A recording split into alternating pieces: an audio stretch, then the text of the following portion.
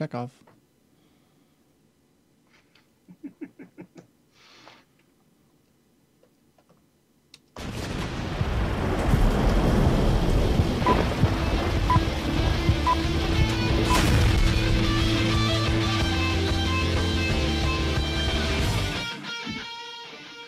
Hey, Internet. Welcome to Worldview Everlasting, your favorite YouTube addiction, coming to you live from a basement on the dark side of the moon. It is our last show for October, and Wolf on the Street this evening.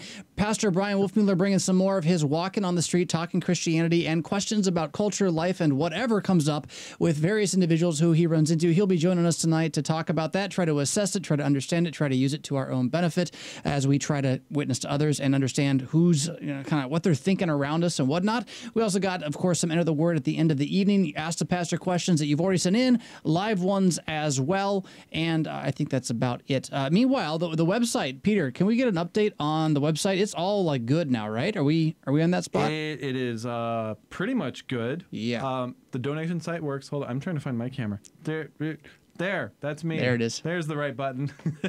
Website is up and running. The most recent content is not yet there, but the donation page works. All of the old stuff is there.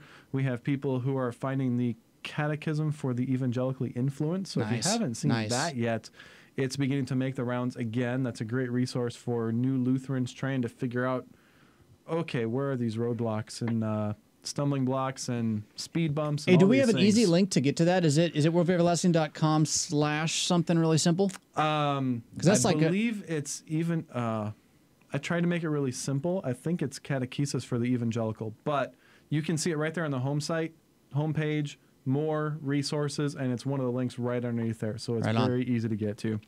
Of course, you can always buy our t-shirts over at Amazon.com. Join the Lutheran Ninja Clan, $5 a month at the website to continue to make this show possible. And thank you to all of you who do support Worldview Everlasting, which goes not only to this show, but to Pastor Wolfmueller's Grappling and Pastor Matt Richards. Man, I haven't thought about Matt for a little while now. And his lightning cuts that are coming out every week for you. And it goes towards Around the Word.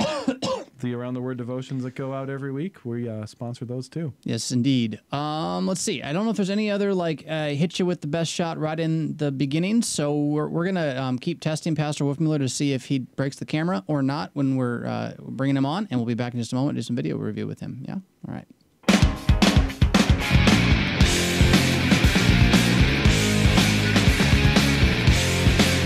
You're bottom.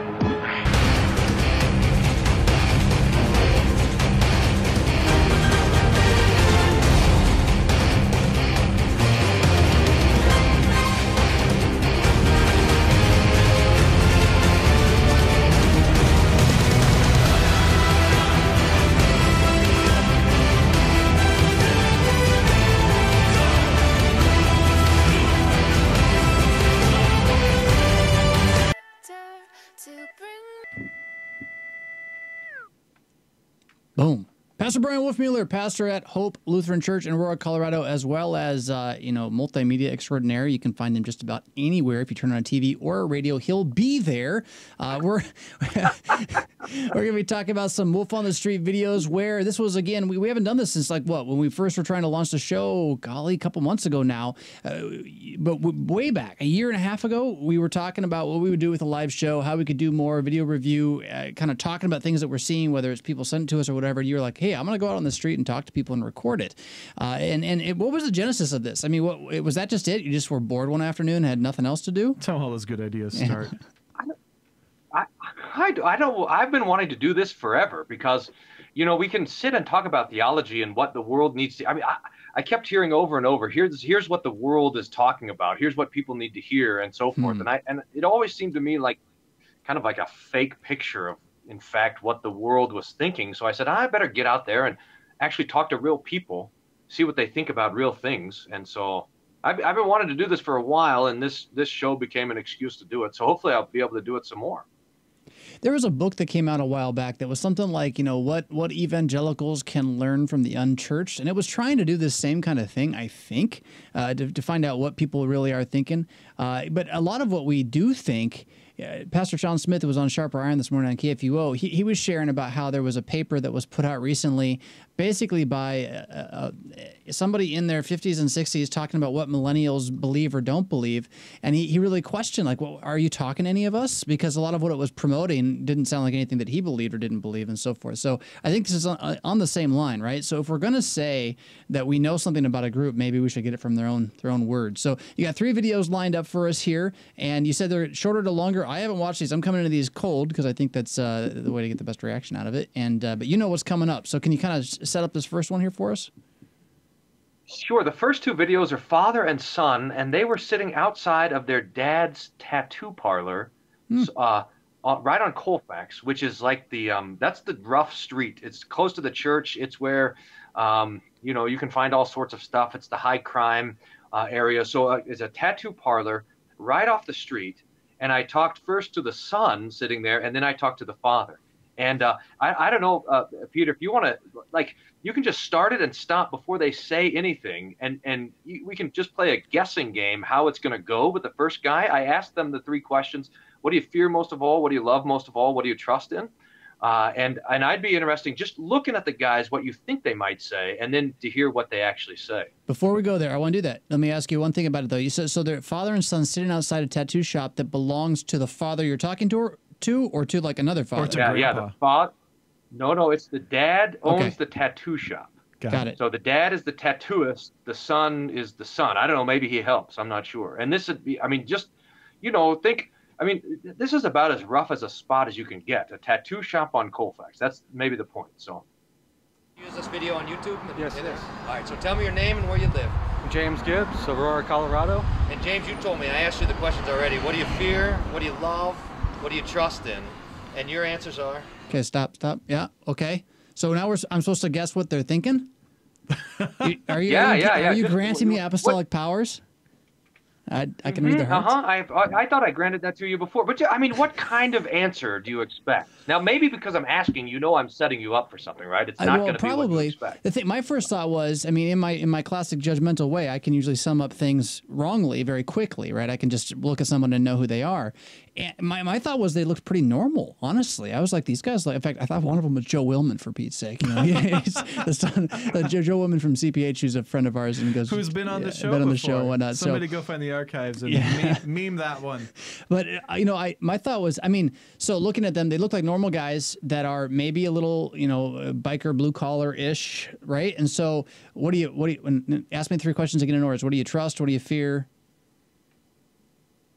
What do you love? What do you love? What do you trust? Yep. I guess my thinking, looking at the younger man, would be he'd say nothing. What do you fear? Probably, losing my life. And what do you love? Girls. But I don't know. I'm reading into him a little bit here. And Dad, what do you trust? Money. What do you fear? Nothing. What do you love? Whatever money can buy. I don't know. They look casual, though. That's what you say. This is a rough place. That didn't strike me as a dangerous spot. And so that's my misguidedness. There you go. There's a you threw a softball-ish. No, you threw a curveball. I swung. How about I miss? Let's because of play the Jesus, video. Oh. Jesus and Jesus. Wait, Nice. go back. Can we rewind that? Because we didn't catch that now. He says Jesus, Jesus, and Jesus? There we go. He That's says, awesome. what do you fear? Nothing because of Jesus. What do you trust? Jesus. What do you love? Jesus. Beautiful. All right, let's hear that again. Told me, I asked you the questions already. What do you fear? What do you love? What do you trust in? And your answers are? Nothing because of Jesus, Jesus, and Jesus. Nice. Well, that takes care of it, huh? Simple as that. So you're a Christian, obviously. Yes. So tell me, if someone said 3 sentences or a minute, what does Christianity teach? What would you say? Love, unconditional love. That's it. You don't even need 3 sentences. Just unconditional. Unconditional love. And you're a student of the Bible. You read the Bible all the time. Yeah. How would you summarize what the Bible teaches? His story of unconditional love. All right. Hey, thanks, James. You will. Wow. Yeah. I mean, I can nitpick it, but There you go. It's nice though, right? And then not what you would think necessarily that you would find. Tattoos and Jesus kind of go together, though. We can come back to that. But what are your thoughts? Well, I asked the dad especially, and you'll get a different answer from the dad. I think the son comes around to try to evangelize his dad. I think that's why he's sitting there. But I was talking to the dad just about, what is the wildest stuff that you've seen? What's the craziest tattoo you've given? All this sort of, and he couldn't record that. I mean, this guy was on the edge, but there, right? Where this was walking home, by the way. I'd taken a bunch of other videos and got all sorts of crazy stuff. And I'm walking home and here are these guys sitting there waiting for someone to come in and get a tattoo. And I asked him if I could interview him. And it turns out that here's a brother in Christ, Right. Who's sitting there on the street. And it was something to rejoice in. And maybe if nothing else from this video, it's helpful for us to remember that we're not alone. I mean, the Lord has called people to his name. He's baptized people. You're telling me the Lutheran Church Missouri Synod is ourselves. not the only... Well, hold on. I want you to keep going. You're telling me the Lutheran Church Missouri Synod is not the only Christians on the planet? I don't know, man. That's out of left field. We're not going to be the only ones in heaven? Well, of course, once we get to heaven, we'll be Lutheran, right? I mean, the There you Lord's go. going to straighten out all the false doctrine on the way. But no, I suppose you don't have to be a Lutheran to get there. To say that would be a bad distinction between law and gospel. And to be able to find this guy was great joy for me. And I hope the conversation that I had with him was also a joy for him and an encouragement when we meet each other like this. So, again, you could nitpick the answer, but I was very pleased with that. It was great and a surprise. Well, yeah, and so, I mean, when I say nitpick, I'm thinking about how, oh man, got a couple things here. We confess very clearly that you don't have to have perfect doctrine to be a Christian. Perfect doctrine is what makes you a Christian, right? It is the doctrine, the word coming from God that converts you. But you can actually, and we do, commingle and mash this up, whether it's intentionally or unintentionally. It happens to us individually all the time. It happens to church bodies. And the real issue is the danger of what? Of how it can lead you astray, right? Or how it can confuse you or confuse others. So the place where I was most uncomfortable was with the answer, how would you summarize Christianity? Love, unconditional love. Now, later he kind of clarified he meant God's unconditional love, right? But the world, I've run into several conversations in the last month and a half with individuals who are not Christians, and they basically believe that what Christianity teaches is love, our unconditional love, and Christians don't do it very well, and that's why Christians are kind of idiots and liars. And in, say, Buddhism or Hinduism, they can find the teaching of unconditional love, and at least the people there are trying a little harder, right? So you got that kind of issue there. I wish I could say I don't fear anything because of Jesus, but I'm afraid my flesh is still pretty terrified from time to time. But I totally agree with you, though. I mean, it's just like, what a refreshing answer. Look at that. And like, without batting an eye either. Huh? Yep, a bold confession. He didn't know I was a pastor or a Christian or anything. I'm just asking questions. What do you fear? What do you love? What do you trust? And he gives this bold, like you said, confession of Jesus without even missing a beat. Would that we would do the same if we were asked those questions, huh? Yeah. Yeah, actually, Chris is asking if you were in your clerical or if you were just wearing street clothes. So I guess you kind of answered that. If he had no idea you were a pastor, I assume you're wearing regular street clothes? He was wearing his Starfleet regulars. Oh. I can't believe you put me in these nerdy memes. That's the worst. I was undercover. We outsource. I do have a lanyard. I have a lanyard that I wear because that makes me look official. I'd go out making these videos and no one would talk to me. So I went to Office Depot and I got myself a lanyard, and now everyone answers my questions. Well, what's it so I'm say in my on the street lanyard? clothes with a lanyard on it. What's it say on the lanyard? Nothing. I'll show you. I'm not a Jehovah's Witness. I promise. That'd be kind of funny. Like in crayon. It's like written in crayon, like press. There you go. Okay. Yeah, that's right. And there's my nothing lanyard. in I just it. got a business card in here. Oh, yeah. You shouldn't have to. Just have to hang it around your neck. Doesn't this make me look official? Can you see it? Now, that's the other thing with the lanyard. And I also say, this is my trick. I say, I work for a YouTube channel. There you go. Nice. Oh, You get YouTube. them every time. Yeah, right. All right, so we want to move to Dad here a little bit, right? And Dad's gonna be a different story. Yep, Dad will give us a little. He looks like okay. So we got Joe Willman, and then we got the Big Lebowski chilling there right next to him. By the way, Joe is watching and he heard the comment. I'm not entirely sure if he was offended or not. He just said, "Hey now." Hey now. I'm not sure what that means. That's neutral. We love you, Joe. It can go either All way. right, here's the dad. Use this video on YouTube? It is. All right, and your name and where you live? James Gibbs in Aurora. All right, now, James, what are you most afraid of in life? Society. What about society? Oh, we went deeper there then and stuff. It's not going in a good direction. Oh, I see. So afraid of the way that society's going in the future? Yeah. What's most fearful about that? Like, what are you most afraid The ethics. No one, no love. Oh, man, okay. Well, speaking of love, that's the next question. What do you love most of all? People. Just general. Everyone, huh? Yeah. That's right. What about faith? What do you trust in most of all? Oh, God. Do you? Yeah. Yeah. He has the path. I don't know it exactly, but it's down the line. How do you think you'll figure it out? I don't know if I'll ever figure it out. Just going down the path. That's right. And so, I talked to your son, all right? Are you a religious guy as well? If I had to go on religion, I grew up Catholic. That's what I grew up. Do you have a church now or anything you believe in? No, I don't have a church. Okay. All right, James. Hey, thanks, man. You're welcome. You got some free advertising with this phone number back there too. The path language is something that's come up with me again. I'm gonna throw a couple of these things at you, Brian, as well. I do not go out of my way to look for the 2 to 3 minute evangelizing conversation. In fact, I really have had very few of them in my life, and in the last month I've had about 5. And I wasn't looking for any of them. They just have kind of hit me out of the blue, including Sunday at a gas station. I'm getting gas, right? Can't you let me get gas without having to tell you about? Oh, wait a minute, So when he said the path, this is something I've heard now twice from 2 different individuals who are both in a more Eastern religion leaning direction. Who were asking me more out of curiosity than seeking, I would say.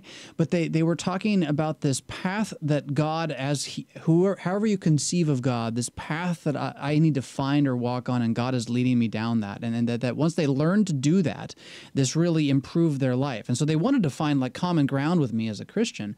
And I'd kind of be like, okay, yeah, that's fine. But it's interesting to hear it come out of this guy as well. So I don't know if that's where you want to go or not. But to me, that's like the first thing that jumped out was how similar what he was saying was to some other individuals that are effectively, in fact, one of the guys, and I like this guy, but he was a fan of Eckhart Tolle, right, and finding sort of the God within and all this kind of new Gnostic stuff. So I don't know. What do you think about any of that? Yeah, there's this kind of vague spirituality out there, right? So people say, well, I'm a believer. You say, well, in what? Well, I believe in God. Well, who is God? It's like God without a name. When people say, we say this all the time. Oh, there he went. Putz. We were afraid this was going to happen. He's got new internet, and then with his new internet, something's wrong with his sound card, and so now he's coming over his phone without his new internet, and that's why it sounds like you're watching him on a TV being filmed sometimes, which is kind of cool, actually. But let's see, did we get you back? Maybe. No, when the audio goes, it has yet to recover. So just to get his answer here, we're gonna let's see, recents. We're gonna try this is technology at its crazy best. Here we go. Should be going. There we go. Oh, his picture froze too. So we're just gonna get his audio here.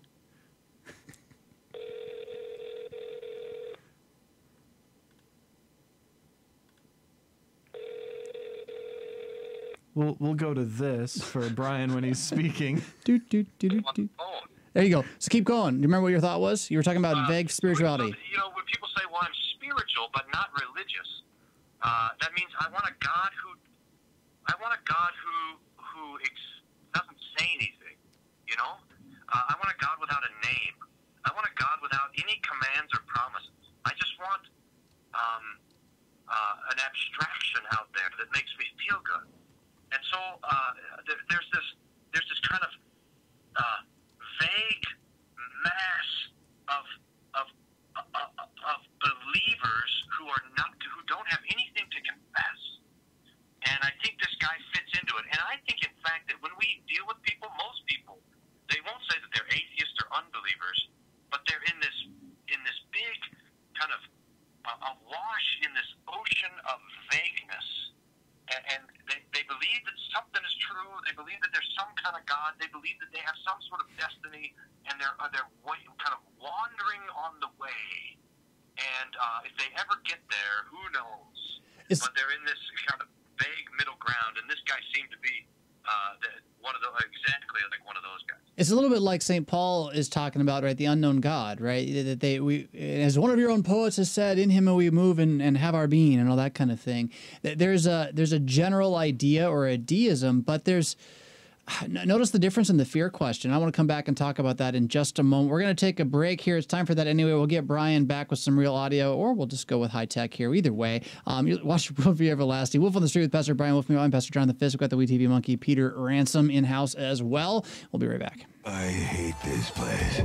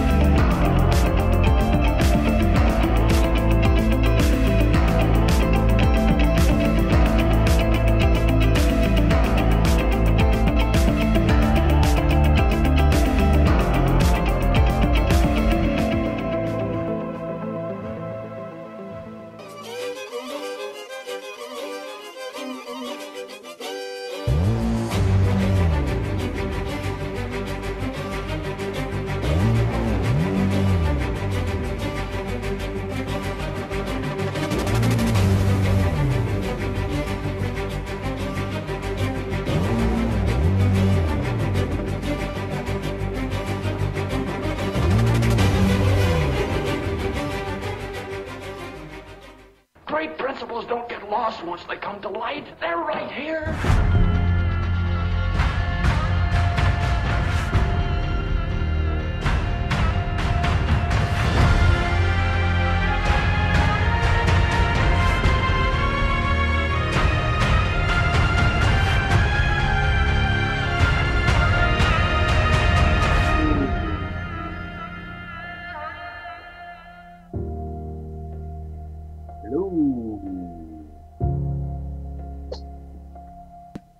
We got you, Bryan. That was great. You're talking over the break there a little bit, but that means there's audio. So that means there's audio, so we're good. So we're talking about a father named James who runs a tattoo parlor and has a vague deistic belief that there's a path in some direction. And you're talking about do you think there's a lot of people out there like this? And did you call them believers? Do you mean that? Do you think this guy is actually, a Christian? Is he somebody who's more just kind of a classic pagan who has no animosity and would prosper from hearing the good news? Or where were you going with that a little bit? Yeah, that's the self-identified name, a believer. But there's a huge point to be made here, is that belief and faith is not it's it's not in transit, it's transitive. There has to be an object of faith. Right. There has to be, if there's faith, it has to be in a promise or in a word or in a name. You don't just like I believe, but there's a lot of things I believe. Like I believe that 5 more times before this interview's over, my audio is going to cut out. But that doesn't save me. I mean you have to have. I could have faith in Muhammad. I could have faith in Hindu or Krishna, or I could have faith in myself. That to be a believer doesn't matter. It's to be a believer in Christ. Now, what's happened is our culture was so. I mean, Christianity was kind of the religion. You were either Christian or you weren't. And so we say belief. We sort of assume that means a belief that has a Christian shape to it, but that's not true anymore. Less and less and less. So I remember just a couple of weeks ago in Germany talking to someone. They said, "Well, I'm a believer," and I said, "In who?" And they said, well, God, I guess. I mean, yeah, it doesn't do you much good. I mean, only the fool doesn't believe in God, but it matters what God's name is. If the God that you believe in is the one who was crucified for you or not. And saving faith is a specific faith in God. Now, is this man's faith a specific faith in Christ that saves him? I don't, you can't tell from the video. I think maybe from some of the conversations, but you certainly can't tell from the video if that's the case. And would he benefit from hearing the gospel? Well, yes, but again, there's a great, as the promises of God become specific, the law becomes specific, and the promises become specific. You're entering into a hard place that most people avoid at all costs. Right. You're entering into a realm of assertions, where God is saying things that are truer than the things that I think. And most people are unwilling to enter into that realm. They avoid it like the plague or other things that they avoid.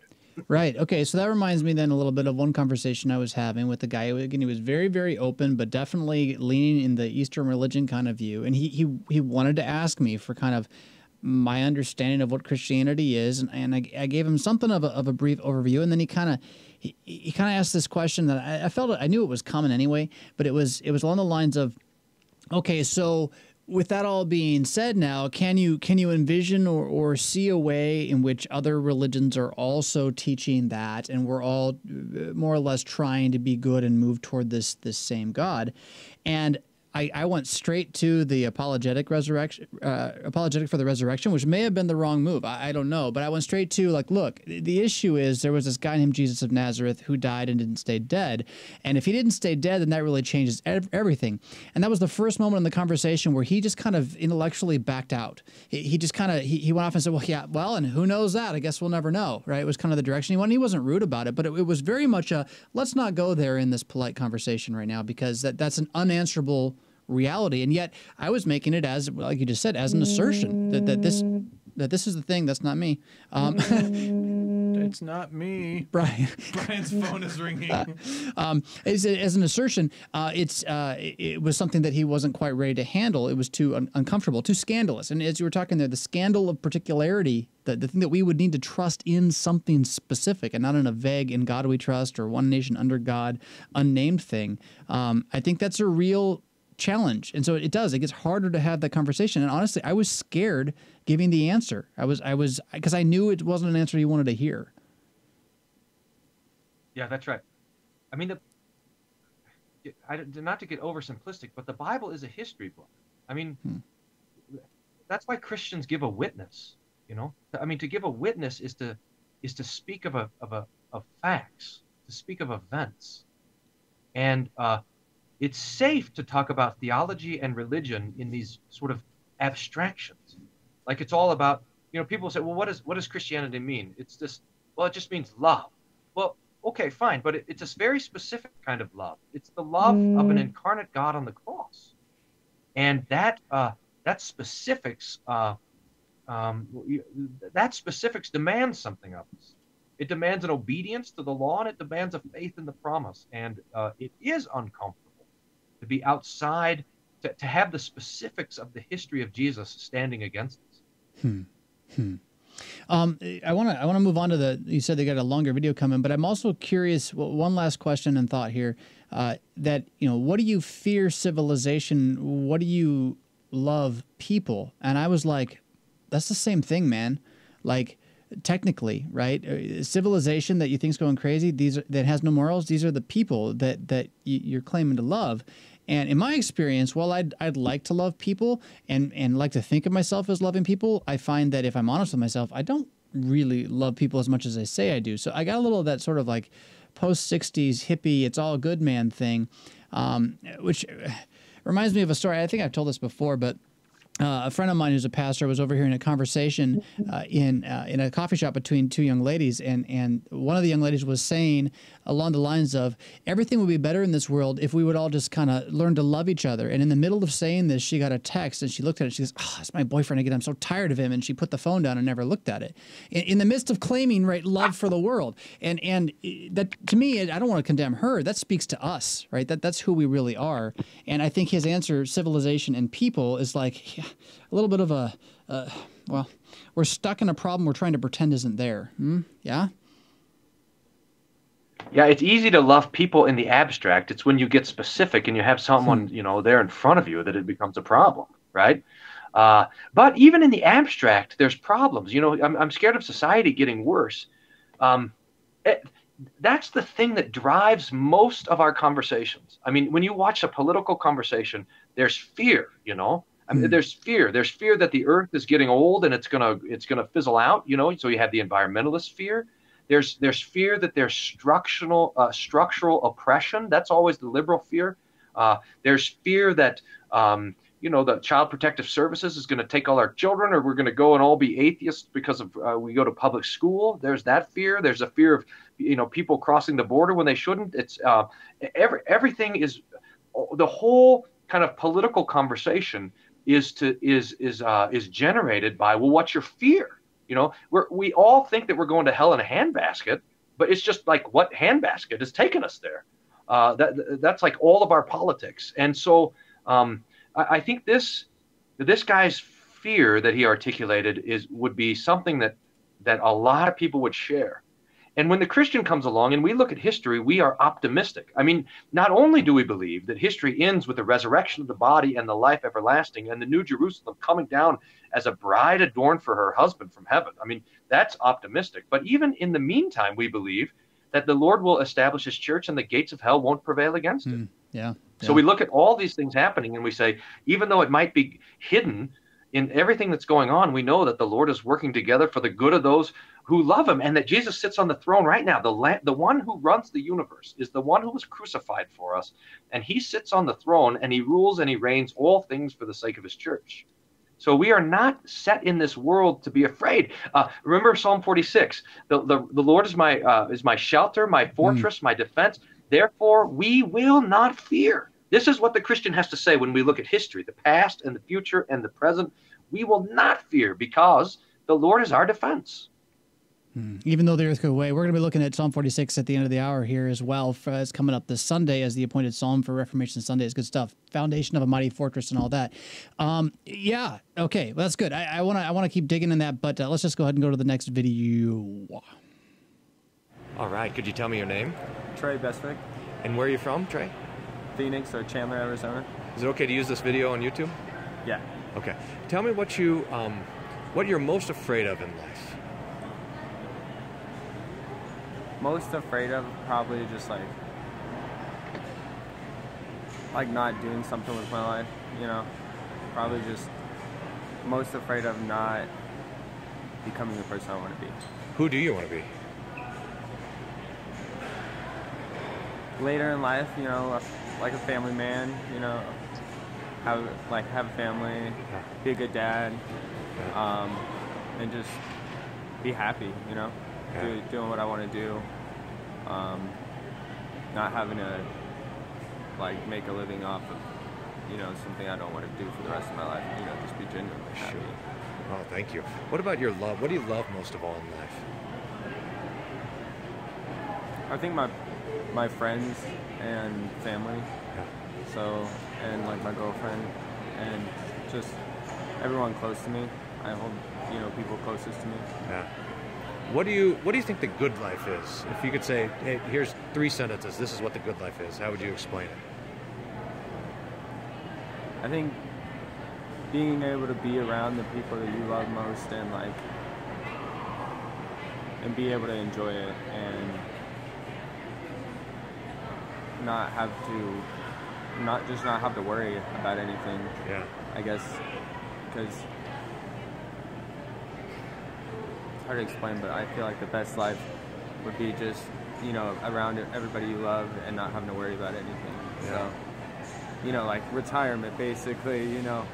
Once it gets there. Yeah, get to it as fast as you can. Exactly. Yeah. Are you a spiritual man at all, or religious at all? Yes.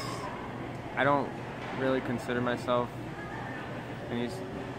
to any particular sort of religion. Yeah.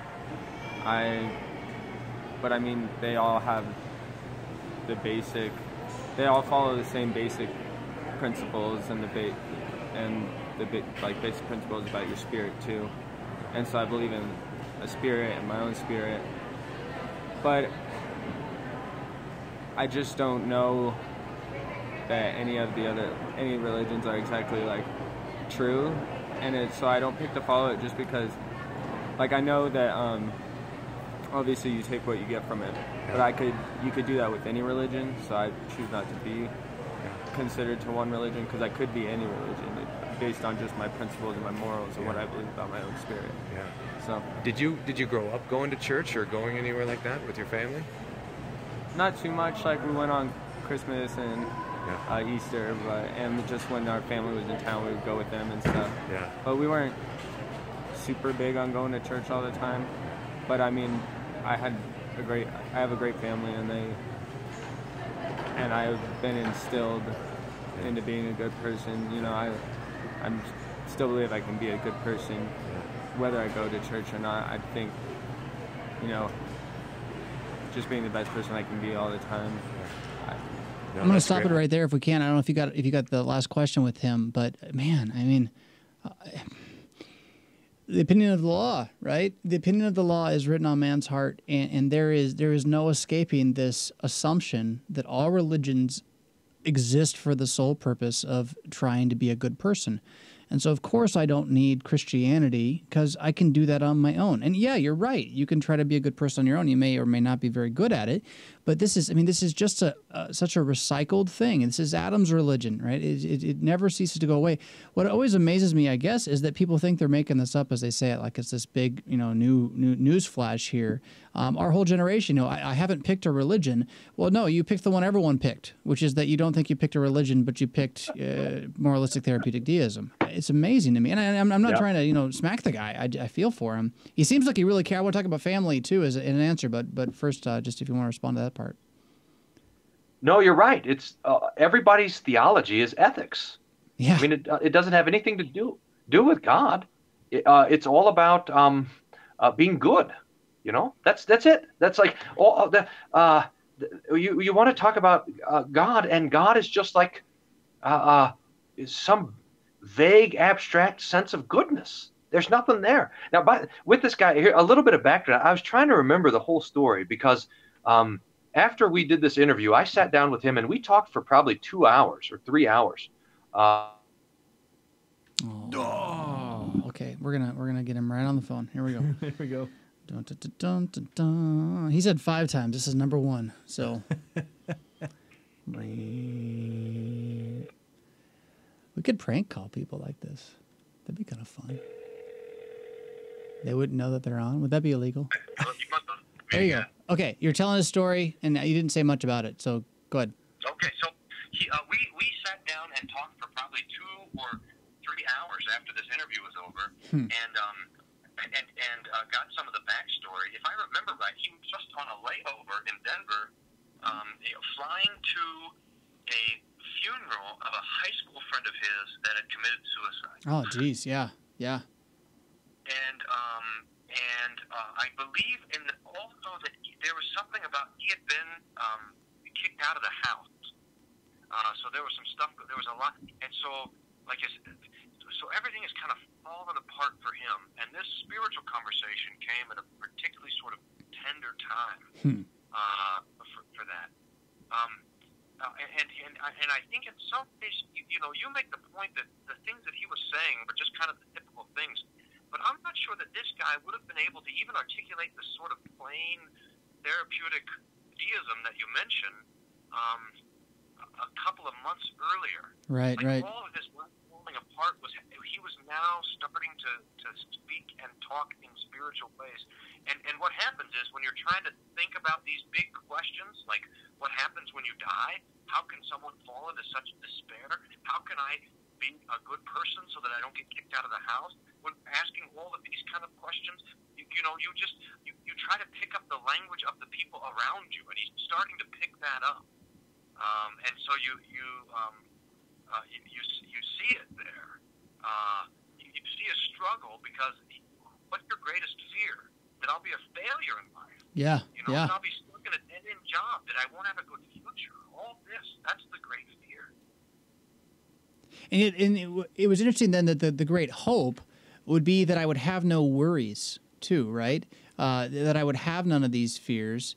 And yet, interestingly, I mean, now knowing what you just said about the family situation, to be with my family, which you were just kicked out of, right? Or I thought it was really interesting is like someday be a family man, you know, and have my own family and be a good dad.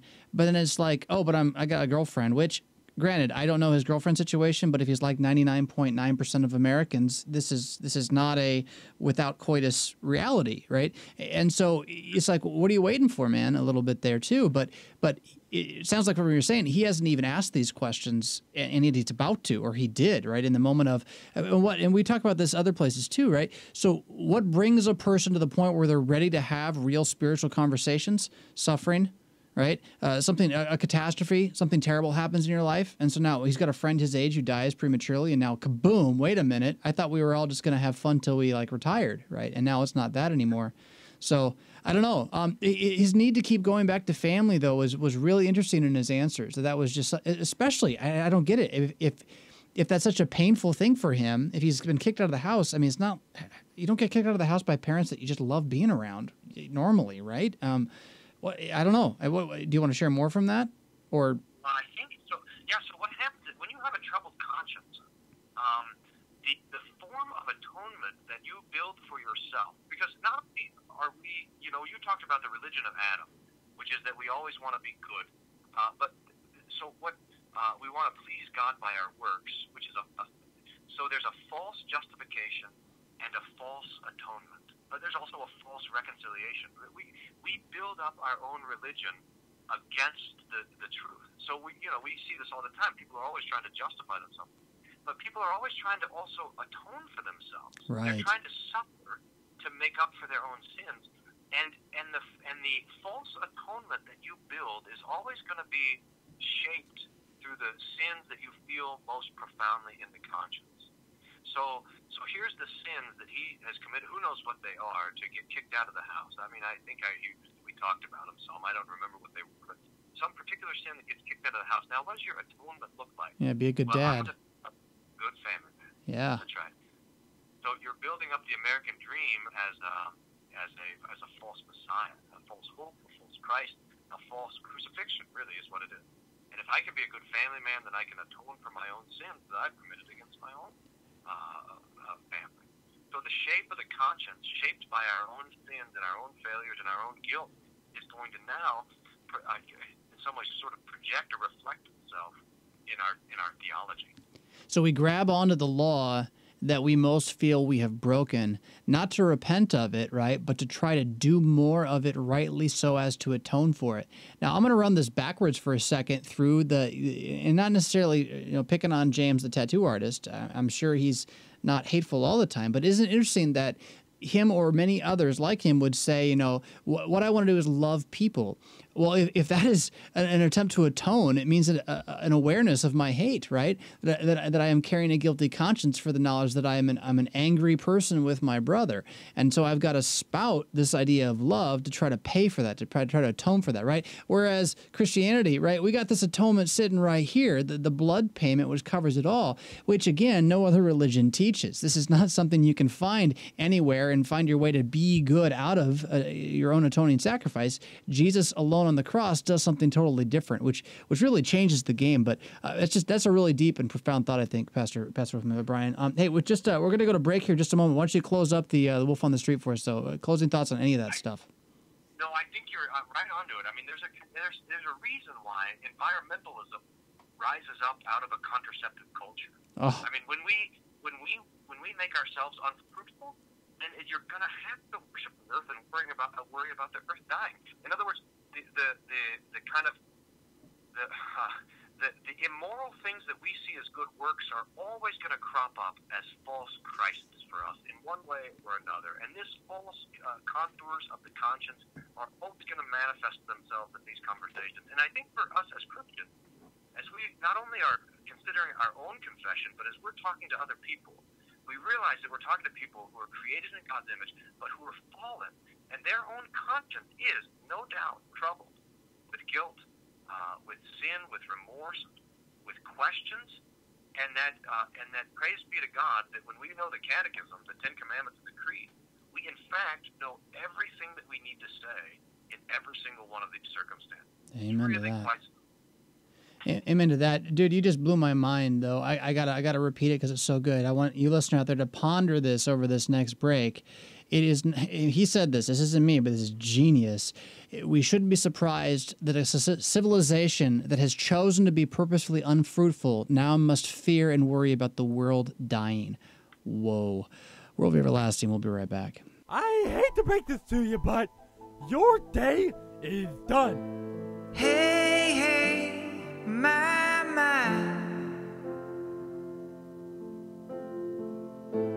Rock and roll can never die.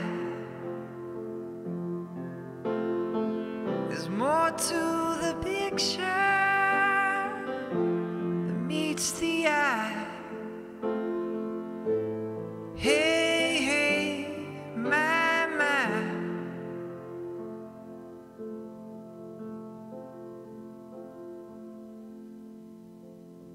And out of the blue and into the black, you pay for this and they give you that.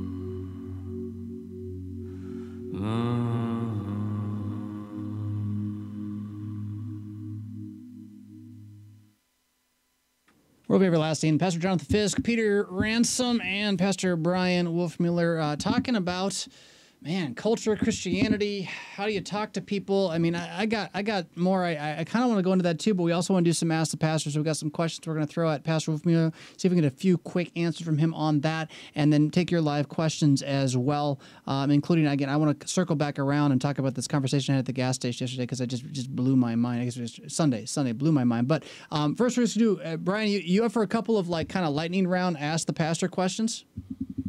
You know, 5 sentences or less. Yeah, we can hear you. Yeah. Did it get dark in your house? Like the light changed. It's kind of sunset.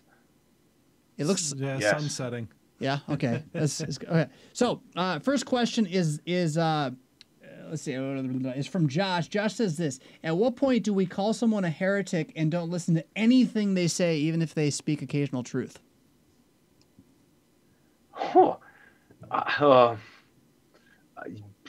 What do you think?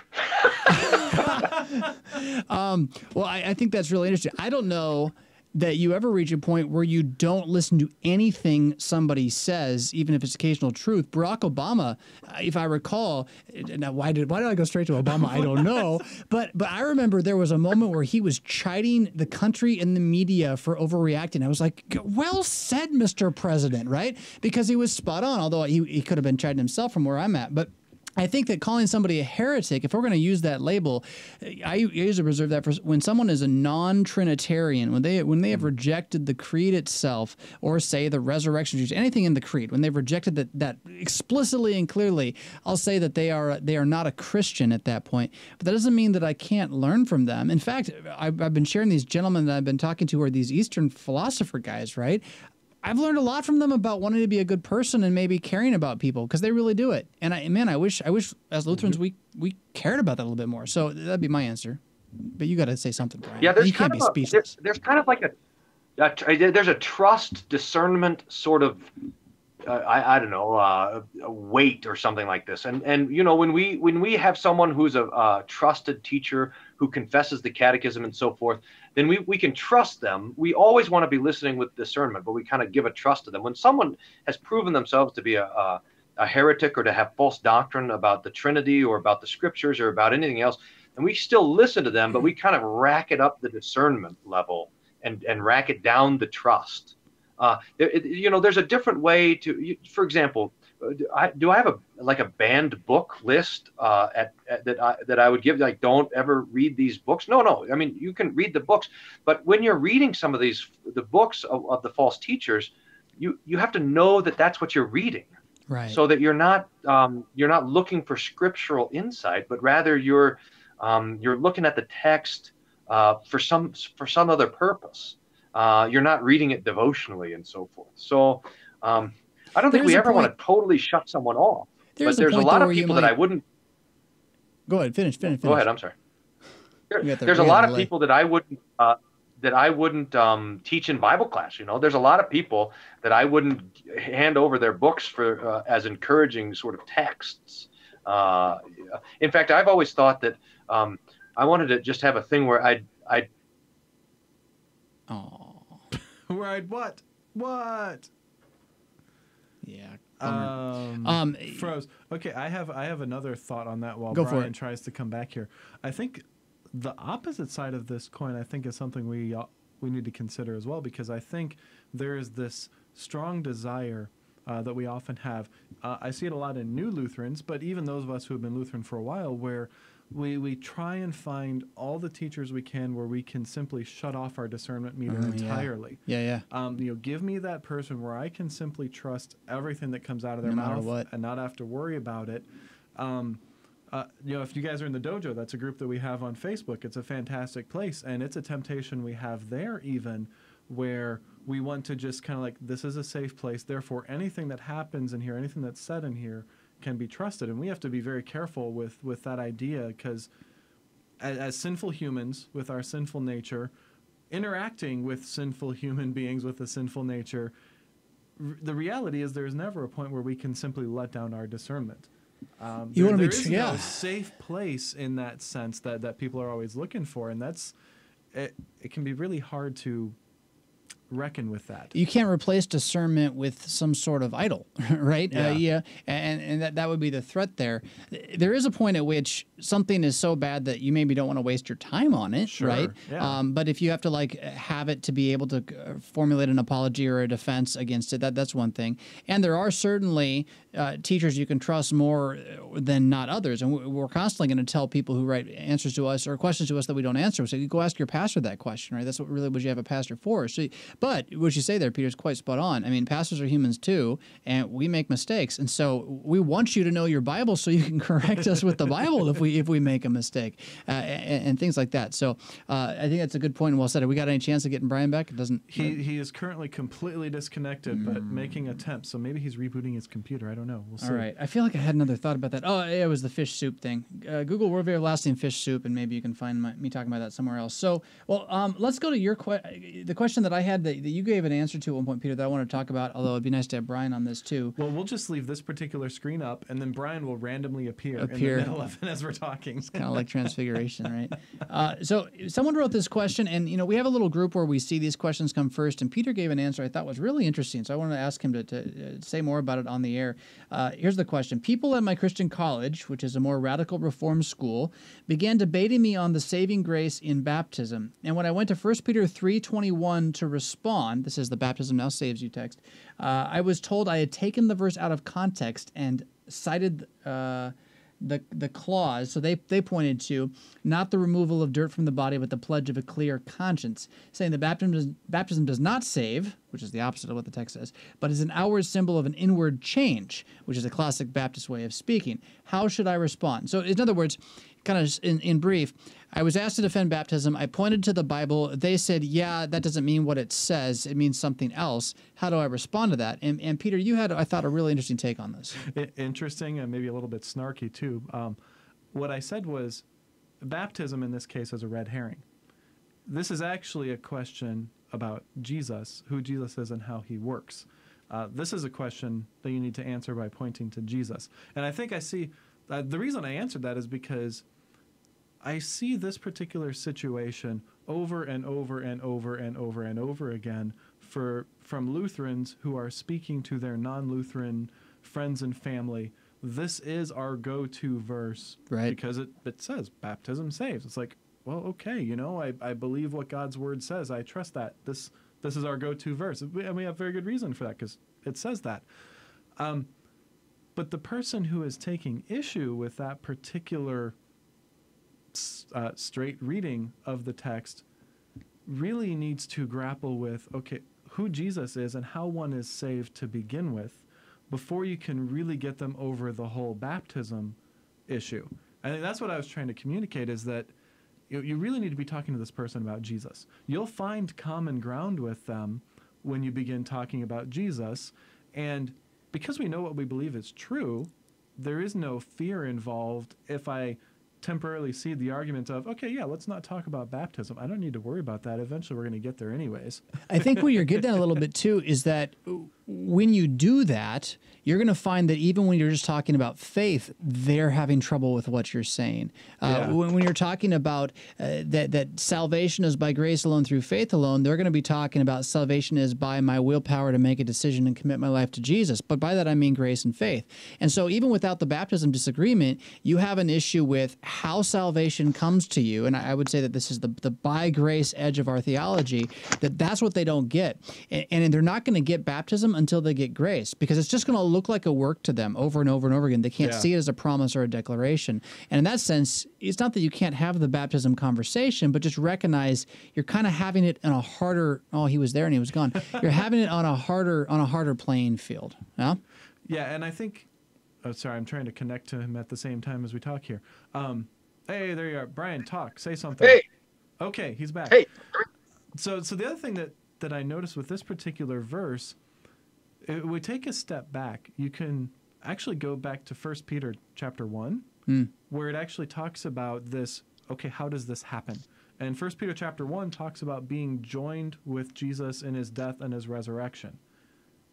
If we go back and let's talk about that, eventually when you get to 1 Peter 3, and specifically 1 Peter 3:21, all of a sudden when you're putting that back in the context of 1 Peter chapter 21, sorry, I'm inventing books now. 1 Peter chapter 1, they're not going to disagree with 1 Peter chapter 1. They're going to be like, oh yeah, totally. Yeah, that totally happens. That's how it works. That's salvation. This is wonderful language.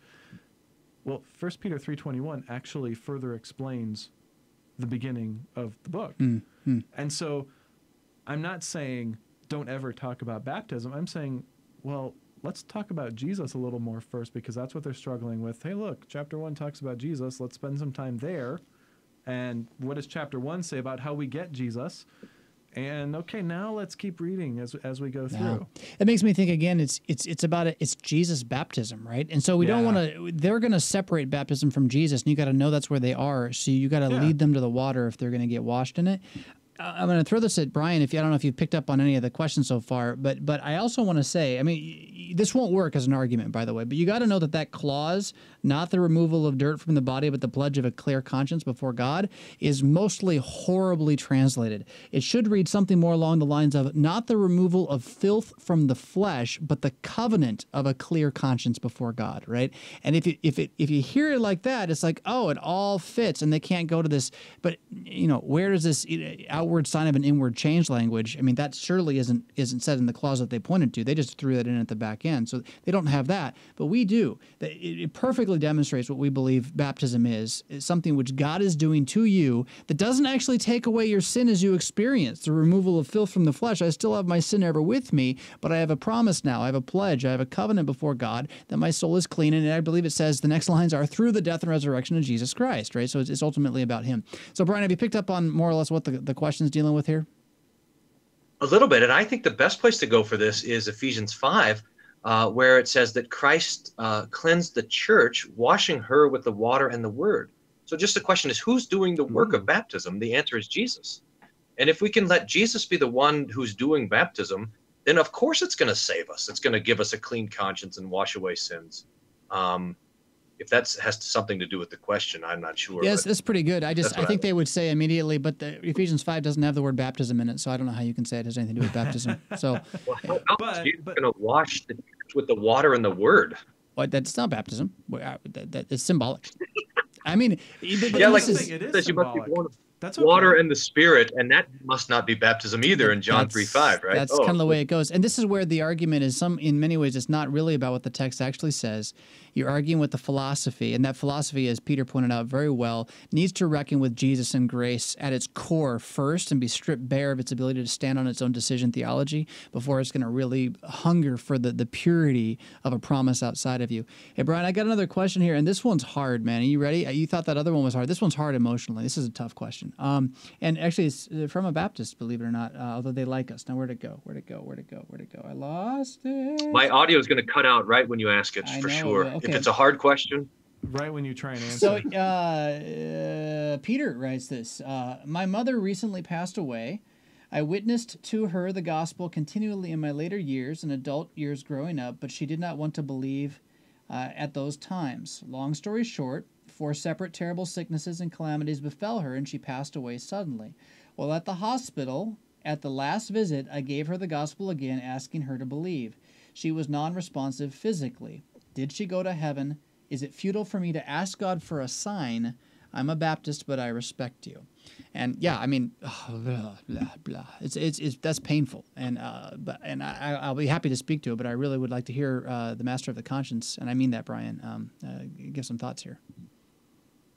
This is as close as I can get to something that's both true and comforting in this situation. First, the Lord is judge, not us. So it is up to Jesus to decide a person's eternal fate. And we confess both that there is a true heaven and a true hell, and that we are not universalists. We believe that there's a judgment after death for those who do not believe.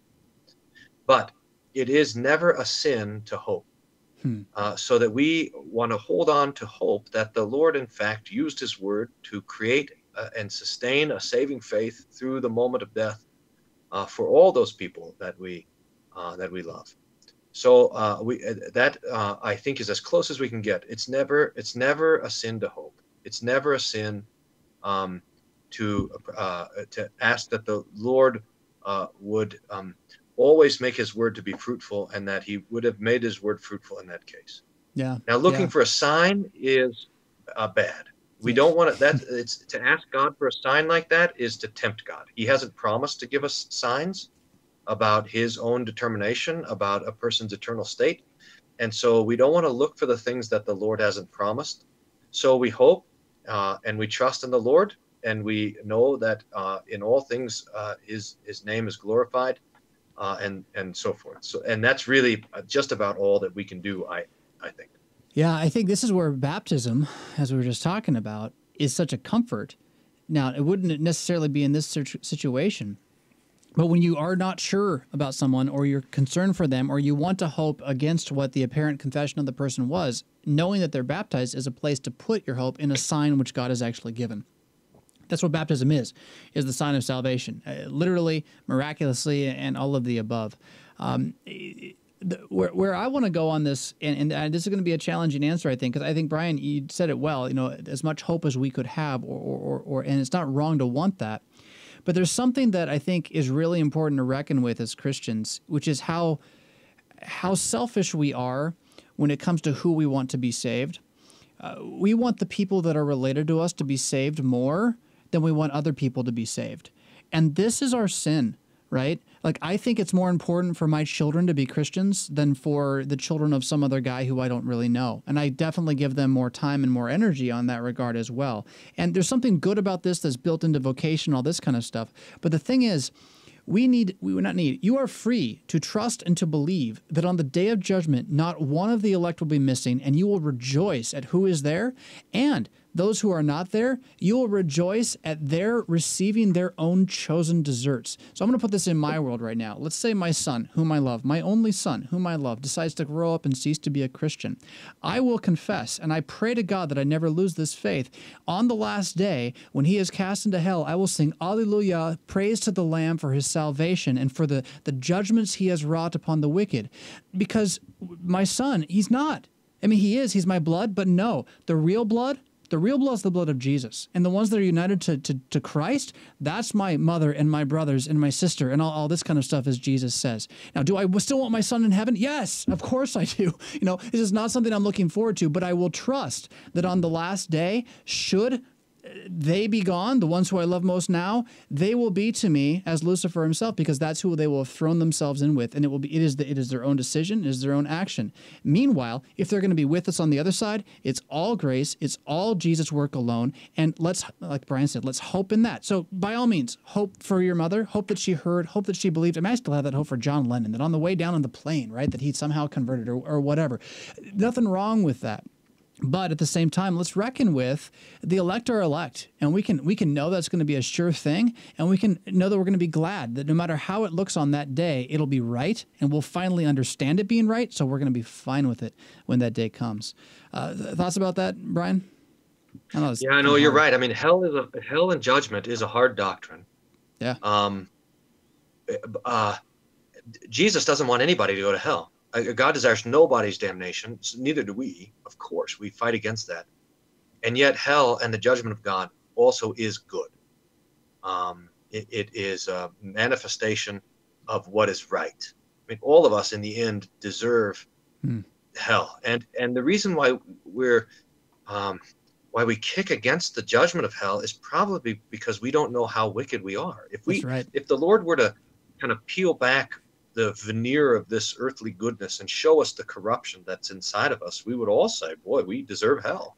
And when the veneer is peeled off on the last day and we see ourselves for who we really are, we'll say that we should be in hell. And yet the Lord will grab a hold of us and bring us to heaven. And we'll finally, I think, be able to see what we now know by faith, that we're justified apart from our works. Yeah. The real issue we have with hell is that we don't want to believe that we do deserve to go there. That really is what it comes down to, and how wicked that must actually make us. When I look at my life and I'm like, I'm not so bad. Yeah, I do pretty well. Well, no, see, I really don't. And that's really an article of faith, right? Sin's ultimately an article of faith. I can't even know it, but that the scriptures tell me to believe it to be so. Peter, we got any live questions? We do. Sweet. So this is a question we've had quite a lot, and we've answered it several different times, but this particular gentleman is asking because it's his wife who he's having this discussion with. And so that kind of puts a little bit of a different twist on it for us from maybe the standard way we get this question. But Chris says, okay, question. My wife, who is still an evangelical, argues when I bring up Jesus saying in the supper, "This is my body, this is my blood." She argues he said, "I am the vine, I am the door," doesn't mean he was saying he was a literal door or plant. She thinks the Lord's Supper is a memorial, and Jesus didn't mean the bread and wine were literally his body and blood. So how do I counter this? It's the same answer we were given earlier, in that there's no magical, reasonable counter to this. That this actually goes back to grace again, probably. I mean, I always want to lean, because I can't stand this argument. I want to lean on are you saying that when he said, "I am the resurrection," he was speaking metaphorically? Are you saying that he says, "When I am the way and the truth and the life," that this is just a symbol, he's not actually those things? Because if you're going to say that about the I am statements, "I am the vine and I am the door," you got to go all the way through. I am the good shepherd, not really, just kind of represent the good shepherd. See, you don't really want to do that with the I am statement. So then run it backwards the other way. I am the vine, and in this way, this is what a vine really is. Either you're attached to me or you're not. You get your blood from me or you don't. Otherwise, you can do nothing. And I am the door. He is. His body physically is the only portal to immortality. That's why take and eat is so darn important, because it is a door. It's not a wooden door. He didn't say I'm made of wood. He said I am the portal. I am the opening. I am the way through. So you're ignoring those verses, but fixing those verses, or you're ignoring and or getting those verses wrong, but fixing them in an argumentative way, the way I just did, which is so much our tendency to do, isn't going to necessarily help her. Especially when it's your wife. Yeah, well, and you're really having I know. So back to Bryan. Bryan, what are your thoughts then? This is why the old Lutherans love to talk about how Jesus uses the word testament here. This is the blood of the New Testament, shed for you for the forgiveness of sins. That testament is a legal thing. You know, it's not Jesus is not using metaphorical language. He's speaking with a kind of a legal precision here. And so I am the vine is much different than this vine is my body. It's the opposite direction. He's not speaking in the terms of metaphor, legal clarity. And we have it over and over then in the scriptures, Matthew, Mark, Luke, and 1 Corinthians, where we have the same thing given to us, where Jesus takes the bread and he doesn't say, "I am the bread." He says, "This bread is my body." It's moving in a totally opposite direction and with great clarity. And the church has understood it with that clarity since the very beginning. There was never a time in the history of the church where this was understood to be metaphorical language. Until perhaps the Radical Reformation. So we want to emphasize the fact that Jesus is giving a New Testament here in his blood. He gives us something to do. In fact, he says, "Do this in remembrance of me." Well, what is it that we're supposed to do? We're supposed to take and to eat for the forgiveness of sins. I mean, even if you have it as a symbol of bread and of wine, it's still forgiving sins. And if you believe it's forgiving sins, you might as well believe it's the body and the blood as well. I mean, you just can't get around the clarity and the precision of the language that Jesus is using. Yeah. And you get into the issue, what is a memorial? What does that actually mean? It's not fuzzy feelings that you have of somebody you never met, right? That you put up a boundary stone or a marker, a gravestone, as a memorial to be an actual thing that does something. It's not a symbol. It's a marker. And in that sense, as you just said, this marker forgives sins, whether or not you believe it's the body and blood of Jesus. So the question is, do you believe just bread and wine can forgive sins? And we're like, no, you can't. Although I as much as I understand that argument from the classic Lutherans, Bryan, I don't think the I am language is metaphorical. I really don't think it is. I think he's speaking as plainly and clearly as he can, which is why the Jews pick up stones to stone him when he says before Abraham was, "I am." You know, he means that language, ego eimi, as actually what he's saying. And it's our own little measly minds that don't want to, that we would think that even saying "I am the vine" means I am like a vine. He didn't say I'm like a vine. He said I am the only one, the singular in the history of the world, the only vine.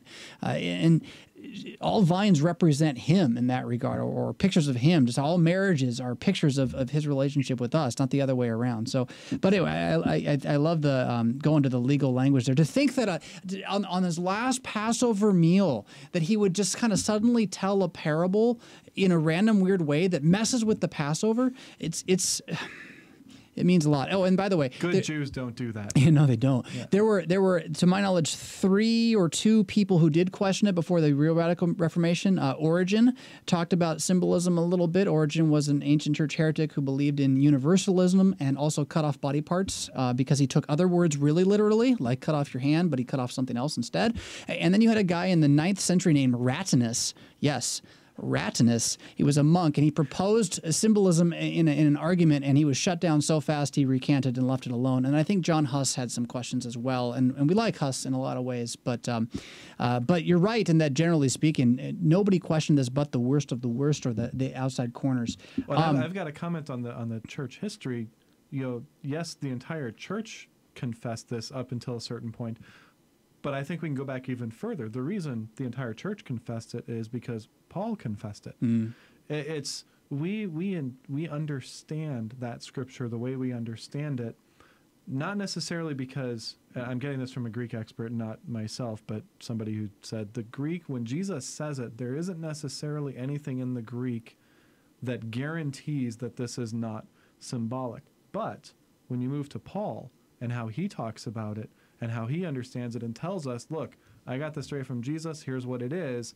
He's very much, all right, here it is. This is the deal. And so you got Jesus saying this and Paul saying, yep, and here's what it means. And then the church saying it. It's like, all right, I'm gonna stand on all of those. All of that. You can do that with all 4 of the gospel writers. I mean, Matthew tells you all the time, Jesus told a parable. Jesus told a parable. Jesus told a parable. Jesus said, this is my body, right? I mean, if he thought it was a parable, he could have saved us a lot of trouble by actually saying so. In fact, and this is another issue too, Jesus, being omniscient, knowing the entire future, he could have saved us a lot of trouble. This is my body, and by that I mean is the accidents of bread and wine and the substance of my body. Or this is my body, and by that I mean it's a symbol of my body. But the thing is, the one thing he couldn't add words to is if it actually is his body, all he could say is, this is my body. And that's what he actually said. Bryan Wolfmueller, Wolf on the Street here on Worldview Everlasting tonight. We'll be right back with Enter the Word to close the evening up. Stick around. I didn't have. I know you were ready. Cue. 749.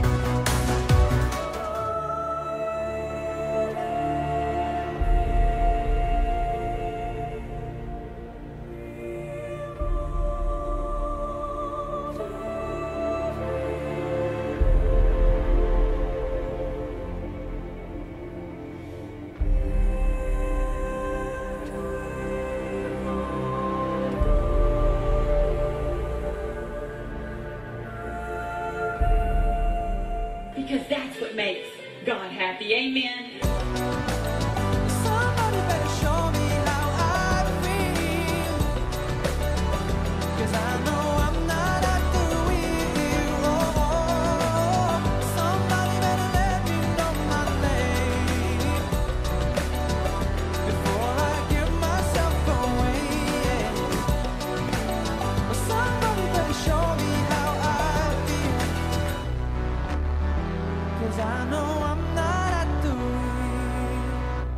Heavy.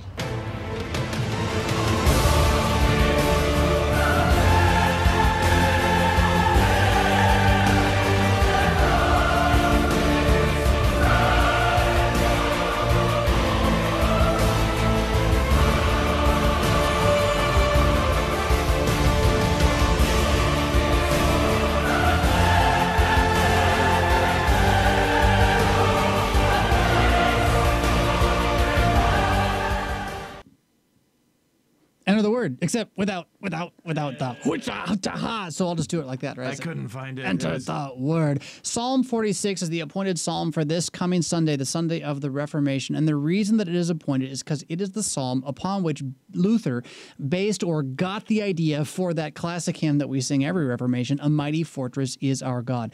This psalm is written by the sons of Korah. The sons of Korah are awesome. In fact, I'm not going to give away too much because this week's Revfisk Raw, unrelatedly, is going to be dealing with the sons of Korah. So you can check that out on Thursday or Friday when that comes out. But they're a group within the history of Israel that maintained the songs around the tabernacle and temple from the time after their dad Korah rebelled and got swallowed by the earth up until the exile and even the return to the land, so they in some ways outlasted the Davidic kingdom. Pretty cool stuff. And this is probably written while they're in exile, without the temple, without all the promises of the covenant, wondering what has become of our church. How shall we ever survive? The Antichrist and the enemies of the faith have risen up against us. The Babylonian powers have swept us down. What shall we do? And they write this. They write, God is our refuge and strength, a very present help in trouble. Therefore, and Pastor Wolfmueller quoted this a little bit earlier, right? Therefore, we will not fear. And then he stopped there. I love this. We will not fear even though the earth gives way. Wait, did that happen to Dad? Yeah, that happened to Dad, right? Or great-great-grandpa. The earth gave way and swallowed him whole because of his unbelief in God's word. But for us, even though the earth should swallow us whole, we will continue to trust in God. Though the mountains be moved into the heart of the sea, though its waters foam and roar, though the mountains tremble at its swelling, right? So can you imagine the environmentalist shenanigans right now? We're all afraid it's all going to collapse. You know what you can say, Christian? Even should it all. Should the United States collapse into the ocean and the waters tumult and roar and cover us all, and we're running from the tsunami just like Geostorm or whatever that movie was that just came out recently. I didn't watch it, but you know what I'm talking about? Like just the day after tomorrow, kind of destruction of the planet. We got nothing to fear because God is our refuge and strength, not this planet, not this life. And then they point now in the next segment, verses 4 to 7, back to Jerusalem, which lies in ruins right now, but they remember it. They remember that God has promised through Isaiah and Jeremiah that even in the exile, he will return them to the land and make good on all of his covenants to Eve and to Abraham and to David, again from that spot. So they say, there is a river whose streams make glad the city of God. That is, Jerusalem's got a river that flows right into it. That's why it can withstand sieges so well. The holy habitation of the Most High, right? Where God lives, where God dwells. God is in the midst of her. She shall not be moved. And by that they mean Jerusalem as an image of the church, as an image of or a reality of all the people who God is for because of the work he's doing to save the world. God will help her when morning dawns. And don't miss the hat tip to the day of resurrection right in that little bit of prophecy there. While the nations rage, the kingdoms totter, he utters his voice and the earth melts. That is, Babylon, what of it, right? Persia, Medes, Alexander, Rome, what of it? You're all raging and you're going to collapse as soon as God stops giving you any power at all. But the Lord of hosts, verse 7, the Lord of hosts is with us. And here's Luther's little phrase, right? The God of Jacob is our fortress, the grand citadel. Jerusalem itself as a city has nothing on the God who is in our midst to protect us from all things, the valiant one who takes the field and holds it forever against the evil foe who none of us could stand against. Oh, it's such good stuff.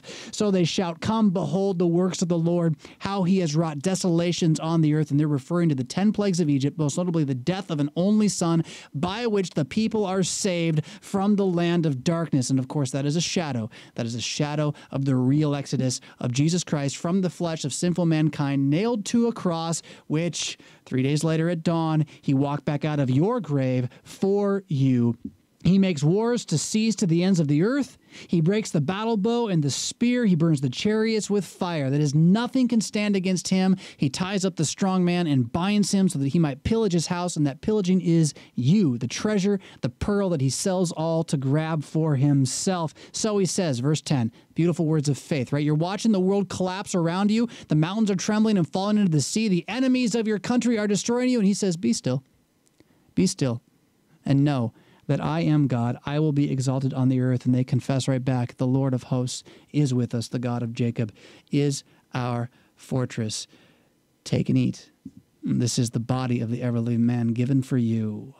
Man, Reformation, grace, gospel alone. It's good stuff. 500 years in the making, and we are not going to slow down. You're listening to Worldview Everlasting, your favorite YouTube addiction. We thank you for joining us tonight. We're going to be back on November 7th with Pastor William Whedon. You remember that guy, a great guest. We're going to be talking about a video which critiques yours truly as not understanding Eastern Orthodoxy and being a complete idiot. So we're going to let him give the answer because I'm not sure I'm equipped to answer Eastern Orthodoxy questions. So that's what we'll be doing. We're not conceding that you're a complete idiot over it. We're just saying that we don't know the answer. So we're going to bring on somebody who does. Yeah, I don't think I'm a complete idiot, but I don't want to just give the same answers I gave initially, which he critiqued. And I'd rather, if anybody really knows the East well, it would be Pastor Whedon, who flirted with it for a little while and realized, you know what, they're not really making any real arguments against the Lutheran faith. Yeah, so we'll be doing that 11/7, right? November 7th. November 7th is the next show. And then the next one after that won't be until the 28th because of the Thanksgiving break. We got Pastor Samuel Bobby from South Dakota, and we don't even know what we're talking about yet, but he's going to be on. Good guy. He's a lot of fun. So we'll have him there. Cool. Then